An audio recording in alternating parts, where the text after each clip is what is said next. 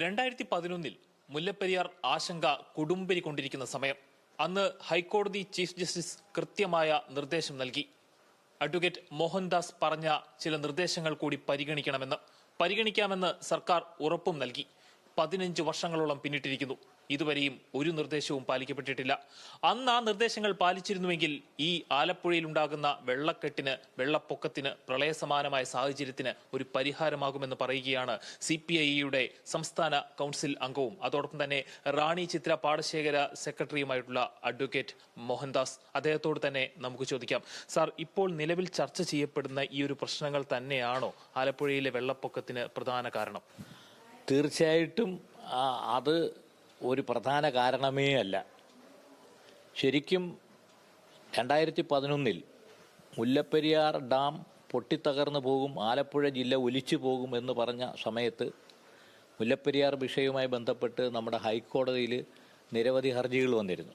കൂട്ടത്തിൽ ഞാനും ഒരു ഹർജി ഫയൽ ചെയ്തു.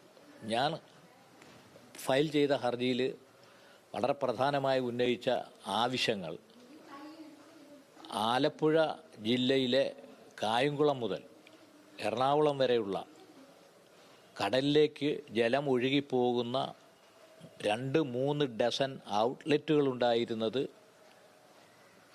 ജലപ്രവാഹം നിലച്ച് ഔട്ട്ലെറ്റുകൾ ബ്ലോക്കാക്കി റോഡുകൾ പണിതതുകൊണ്ടും കയ്യേറ്റങ്ങൾ കൊണ്ടും ജലം ഒഴുകിപ്പോകുന്നില്ല. ഈ ജലം ഒഴുകിപ്പോയിരുന്നെങ്കിൽ